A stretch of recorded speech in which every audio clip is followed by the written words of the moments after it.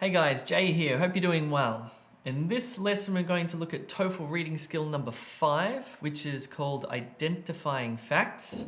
I assume you know what a fact is, so let's get started. The objective of this lesson is for you to understand the question type, so when you see it on test day, you know exactly what it is, and 2, you know exactly how to answer it accurately. Now, what I'm going to do in this lesson is I'm going to describe the task to you.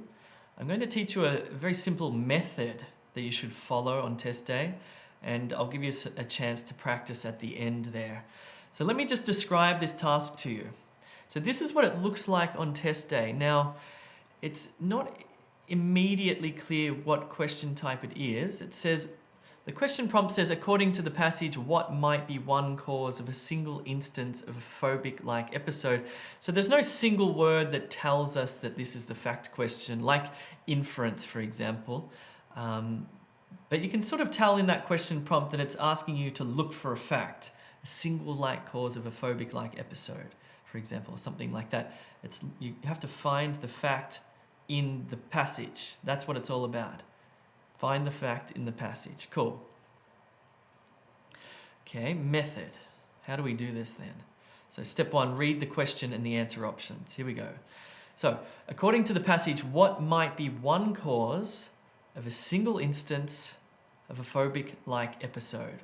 What might be one cause of a single instance of a phobic-like episode?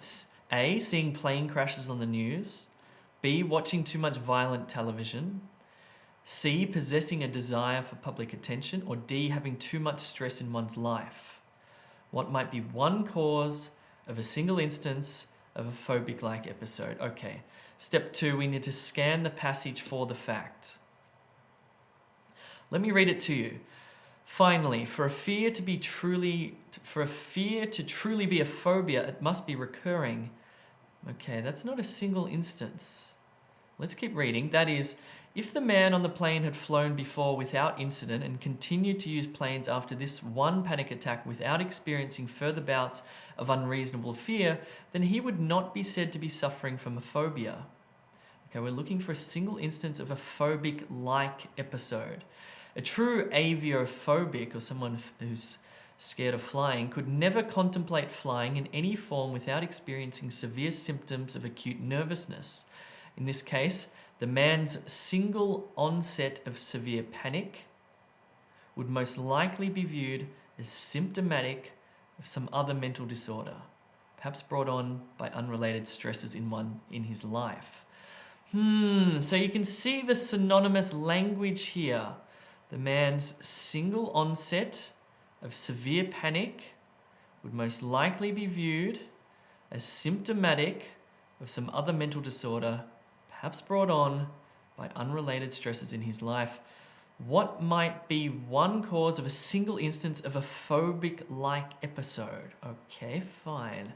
Step 3, let's eliminate the incorrect answer options.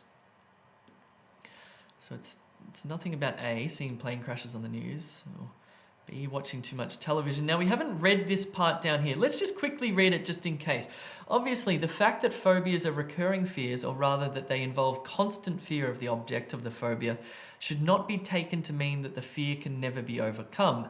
A person who is suffering from a phobia may, either through great effort of will or more likely through a course of psychiatric treatment, conquer his phobia and cease to be frightened of whatever it was he was formerly afraid of. So that's unrelated to this question. We're really looking at this paragraph here. So C, possessing a desire for public attention, or D, having too much stress in one's life, which leads us to step 4, choose the remaining answer, which is, I hope you guessed it, D.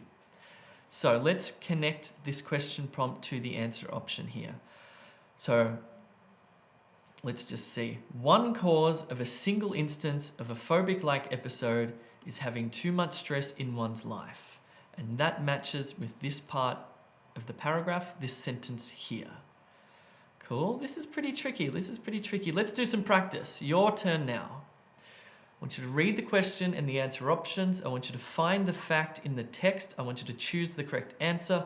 Pause the video, give yourself a minute. I'll see you in a second.